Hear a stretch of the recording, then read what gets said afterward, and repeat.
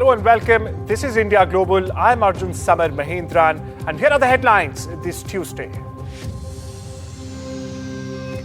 Israel agrees to Trump's 20-point Gaza peace formula. Arab nations welcome solution. Hamas yet to respond. Canada labels dreaded Lawrence Bishnoi gang terrorist outfit amid thaw in New Delhi-Ottawa ties.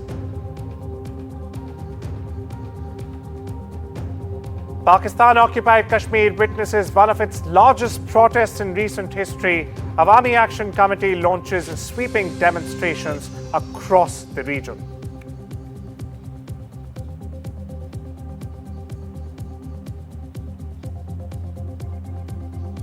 IMF imposes ceiling on Dhaka's further borrowing. Move reveals Bangladesh economy may very well be headed for a major crisis.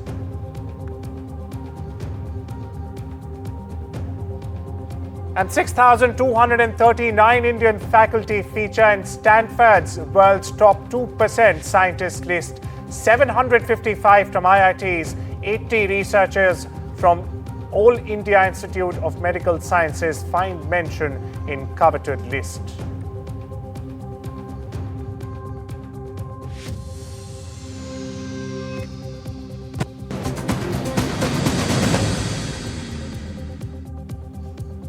Here's our top focus this Tuesday on India Global. Now, with Netanyahu by his side, U.S. President Donald Trump has unveiled a sweeping peace plan. Well, it's aimed at ending the Gaza conflict once and for all. It's bold, it's controversial, and of course, it's packed with major conditions.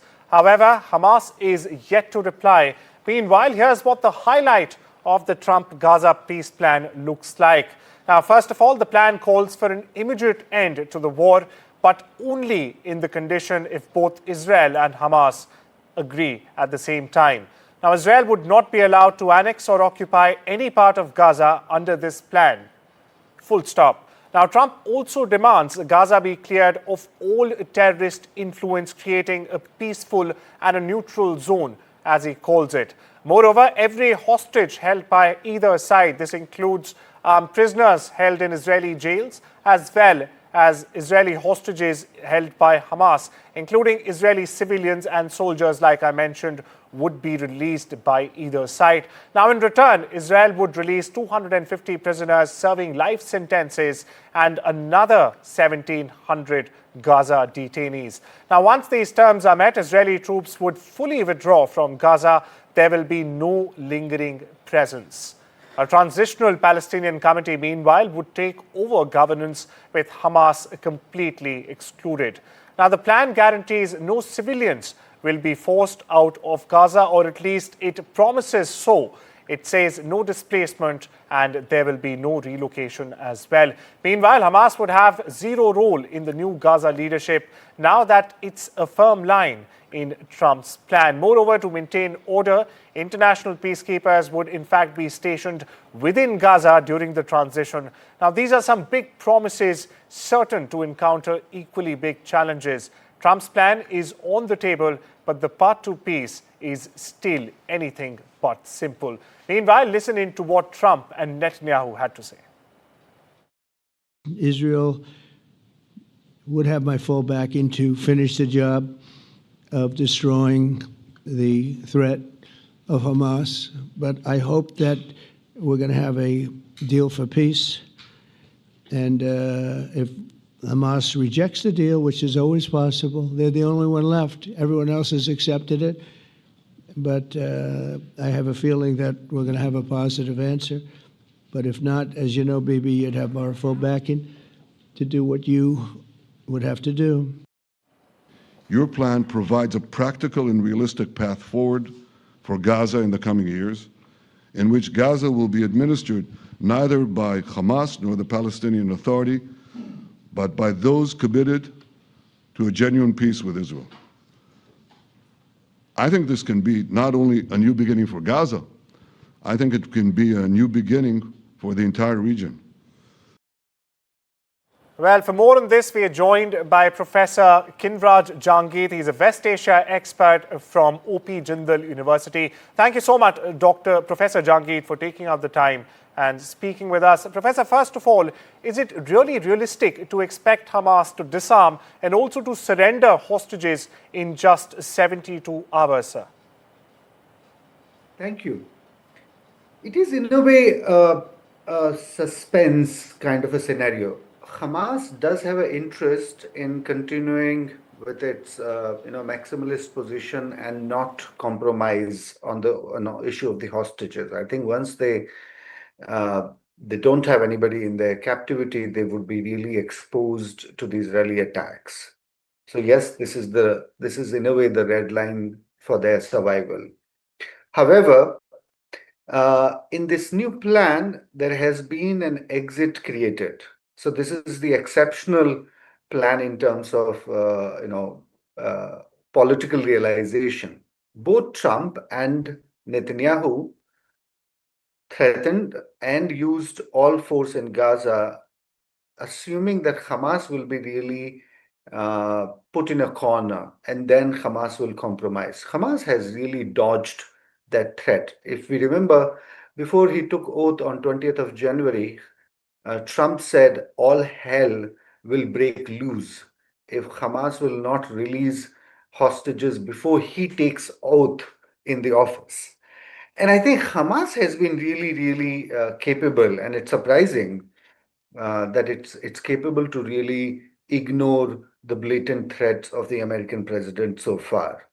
But now that the fighters of Hamas will have an exit and will be allowed to leave Gaza, some of those who will renounce violence against the state of Israel or the Jews will be also allowed to stay in Gaza. So that's actually a very rare quality of this proposal, meaning it shows a great amount of compromise on the part of American understanding of the problem, and it also shows a compromise under pressure by Netanyahu.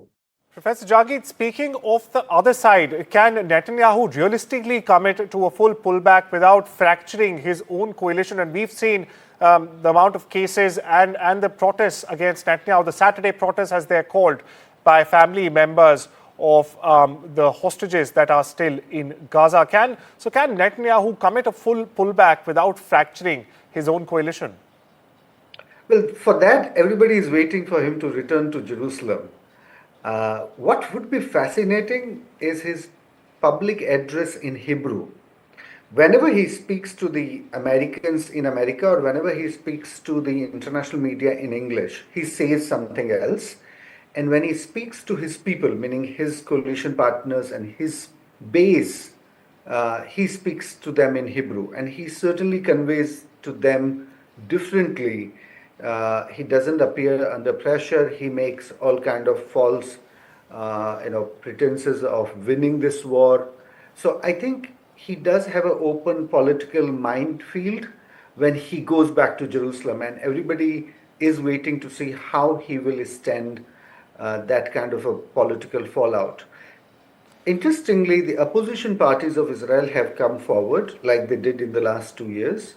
They have said this to Americans that we will fully support Netanyahu government if his ultra-nationalist, radical, maximalist partners will depart from the government. All right. So a very interesting, I'm so sorry to interrupt you, Professor. A very interesting point, in fact, you raised that Netanyahu, when he speaks in English in front of Americans, the tone and tonality and even the weight of words is very different. Now I want to ask you about, very quickly rather, because we're falling short on time, about the third party engaged here, which is the Arab powers or the Arab leaders. Now, why have the Arab leaders or the powers suddenly backed Trump? What's changed geopolitically all of a sudden? Well, I must say that for the first time, the Arab states have really been united. Remember, not only Donald Trump made Netanyahu to accept the proposal, he made Netanyahu apologize to the Qatar Prime Minister yesterday. So there was a phone call sitting next to Trump. Netanyahu had to apologize to Qatar for the airstrikes in Qatar. And I think Saudi Arabia is another very important player in the Arab world that told Trump that there won't be any American diplomatic space if America allows Israel to capitalize on this blank check. And that's why Donald Trump, few days back, before this peace proposal, he told Israelis, I will not allow annexation of the West Bank. Yes. Now, to many radicals in Israel, that was quite a rude realization because they were believing that Donald Trump doesn't really restrict Israel from anything. So I think Arab world and some of the Arab leaders have been extremely independent in their thought, and it's a good thing. It's a good thing for the Palestinians that these Arab have put Arab leaders, for the first time, united in their thought and united for a cause. We really hope to see the end of this grinding war sooner than later. Meanwhile, thank you so much, Professor Jahangir, for taking out the time and joining us on this very important issue. Now, viewers, we shift our focus northwards towards Canada, where the country has declared the dreaded Lawrence Bishnoi gang linked to numerous violent crimes in India and Canada a terrorist organization. Now, this move has deep legal and also diplomatic consequences for those who are not aware with the developments of this case. Canada's terror listing now gives federal authorities power to freeze assets, block funding, and charge anyone supporting this gang or a terror outfit, as it's being labeled now. Meanwhile, officials say that the Bishnoi gang has threatened and extorted members of diaspora communities, including Indians, especially in British Columbia, Alberta, and Ontario. Now, the group is also linked to the 2022 murder of rapper Sidhu Moosewala and threats against numerous Bollywood stars, including Salman Khan, the recent firing on Kapil Sharma's cafe in Canada as well. Now, the listing comes after demands from Conservative leader Pierre Poilievre and premiers in British Columbia as well as Alberta, calling it long overdue. Meanwhile, the gang is led by Lawrence Bishnoi. He's currently behind bars in India, but still active through a network of over 700 alleged members. The gang operates across borders, funding itself through extortion, drug smuggling, and contract killings, some allegedly also carried out in Canada and other countries as well. Well, for more on this, we are joined by former IPS officer Vikram Singh. Mr. Singh, thank you so much for taking out the time and joining us on this very crucial story. My first question to you, sir, is what took Canada so long to officially label the Bishnoi gang a terrorist organization to begin with? Good afternoon and Jai Hind. This is $1 million question and a wake-up call. But well, better late than never. Nobody can condone contract killing, extortion, and also giving threats online and offline. The charges against Lawrence Bishnoi and his gang are absolutely unacceptable, and they need to be investigated very thoroughly. Now, to your late call, I would say that perhaps the Royal Canadian Mounted Police is one of the most professional police forces in the world. We have had joint training sessions also. I really don't know why this, whether diplomatic reasons, internal compulsions, political compulsions, but this should have happened long, long ago. Well, it has happened now. And I would say, my second point would be, please display the same level of alacrity, alertness, and proactive attitude when it comes to anti-India activities in Canada and pro-Khalistani activities. You cannot pick and choose, cherry pick.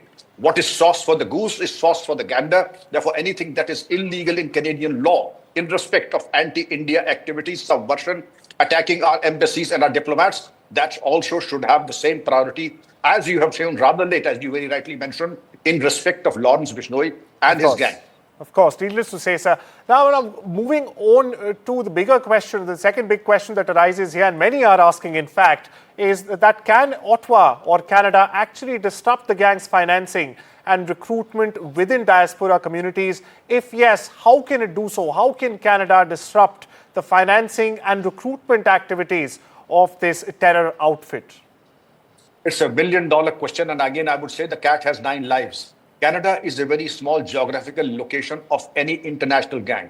Compare it with Dawood. Suppose you were to ban him in Pakistan, Afghanistan, and Dubai. Do you think for a moment that the Dawood gang would be incapacitated or emasculated? No way. He will find fresh avenues of activity fresh recruiting grounds, and fresh targets. Therefore, a concerted action will have to be taken by the Interpol and other sister agencies and other allied nations to come down heavily like a ton of bricks on Lawrence Bishnoi and his gang. My last question to you, sir. We'll be running short on time as we usually do on television bulletins. With Lawrence Bishnoi, of course, and obviously in jail, who's really running the show, and how, more importantly, sir, you have all the experience, how can the police actually reach the point person in Canada who's actually running the entire Bishnoi gang operations now? If you are aware, the only thing that holds the life of a gangster is his financial depth and power.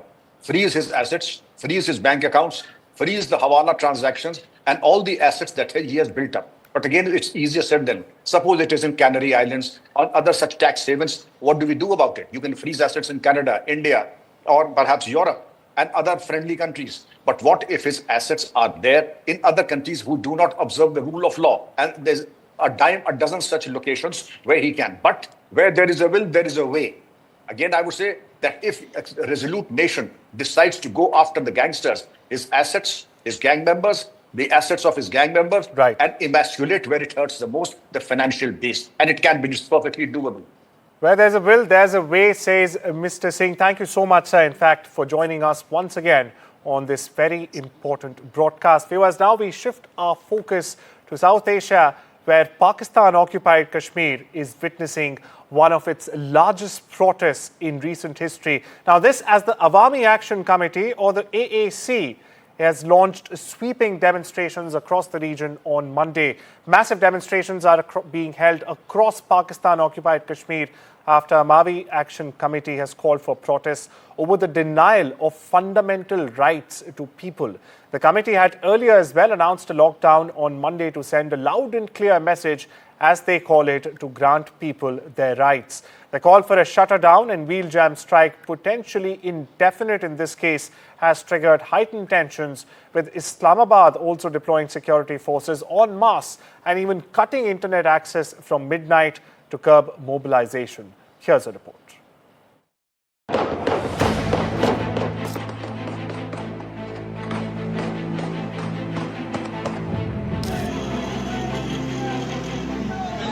Chaos on the streets of Muzaffarabad, a decisive cry for rights, silence with bullets.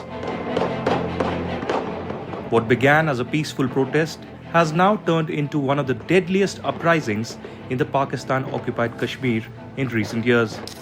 2 people killed, 22 injured, and a city in lockdown. Witnesses say armed thugs, backed by the Pakistan Army and the ISI, supported Muslim Conference, opened fire on unarmed civilians demanding nothing more than their basic rights. For the past 24 hours, Muzaffarabad has been at a standstill. Shops shut, businesses closed, and a transport halted, part of a massive strike led by the Awami Action Committee. The protesters are not just on the streets. They have a detailed charter of 38 demands. These include abolishing privileged assembly seats reserved for the refugees in Pakistan, immediate end to luxury lifestyle of elite government politicians, ending the looting by mobile companies, reforms in governance, and even construction of vital infrastructure like highways, tunnels, and an international airport. They want clean drinking water, fair electricity tariffs, better education, local jobs, judicial reforms, and an end to corruption. Traders, students, farmers, even section of society has rallied behind the call for justice. But what has shaken the valley is the sheer defiance in the face of force. Protest leaders call this a decisive battle, urging all of Jammu and Kashmir to come out for their rights and join the indefinite strike against the Pakistan government and Pakistan deep state. As bullets fly and anger boils over, the protests in Pakistan-occupied Kashmir have sent a chilling message across the region. When the demand for dignity is met with violence, the cry for justice only grows louder. And the Gen Z in Muzaffarabad are out on the streets demanding accountability. With Aditya Raj Kaul, Bureau Report, NDTV.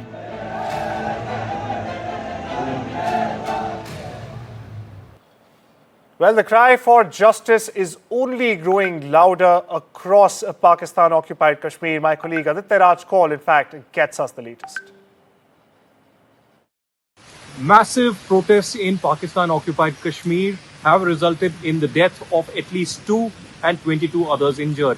Indefinite strike shutdowns continue for the last 24 hours, in fact more than 36 hours now, in different parts of Pakistan-occupied Kashmir.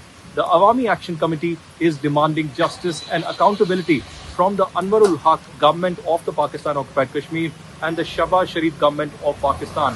Will there be justice, or will there be indiscriminate violation of human rights and also atrocities that have been committed against the ordinary Kashmiris and civilians of Pakistan-occupied Kashmir? And well, with that, it's time we slip into a short break. Much more lined up on the other side. Don't you go anywhere.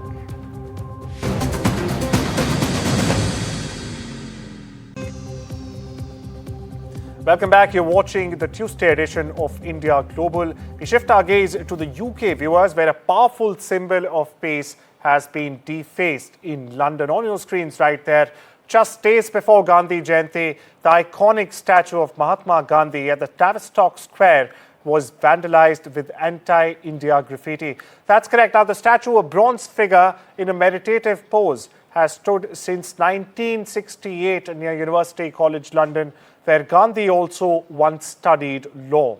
India's High Commission has called the act shameful and deeply disturbing, saying it's an attack on the very legacy of not only Mahatma Gandhi but also non-violence. Meanwhile, officials from Indian mission are already working with police and local authorities to clean and restore the monument.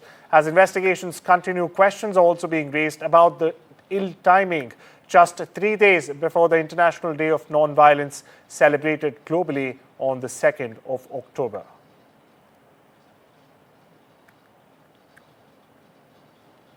We shift our focus to Bangladesh, where the International Monetary Fund, or the IMF, is tightening the screws on Dhaka's foreign borrowing. That's right, for the first time ever, viewers, the IMF has placed a strict ceiling on, in fact, how much the country can borrow from abroad. Now, the move is being seen as a direct response to what it now calls as rising debt risk. Bangladesh, for perspective, can borrow no more than $8.44 billion in the current fiscal year, or the 2025-26 fiscal year, broken into quarterly limits, that too, with just $1.91 billion allowed in the first quarter. Not only this, the IMF will also monitor borrowing every quarter from now, aiming to prevent over-dependence on foreign loans. Meanwhile, experts are hinting, and some are even saying, that this is a major warning signal that the country's debt is growing faster than its ability to repay the IMF, with external debt hitting $112 billion already and repayment burdens rising sharply as well. The debt-to-expect ratio, well, it's a whopping 162.7% as we get you this broadcast. And that's not just the size. Many of these loans also come with tough market-based terms, pushing repayment risks even further. Economists are urging caution, use foreign loans wisely, ensure projected returns, and most importantly, cut reliance on international borrowing. Otherwise, what was once a development tool could very well turn into an economic trap for Dhaka. Because India's scientific community is on the global radar once again. That's true. A whopping 239 Indian researchers have been named in Stanford University's prestigious world's top 2% scientists list for 2024. Now, leading the charge are the IITians with 755 scientists, followed by the NITs, IISc Bangalore, and an impressive 80 from the All India Institute of Medical Sciences, or AIIMS, with 56 from AIIMS Delhi alone. Now, this global recognition only proves and underlines further that India's research ecosystem is thriving. Be it medicine, information technology, or engineering, Indian scientists are making waves worldwide. And the future, well, it certainly looks bright.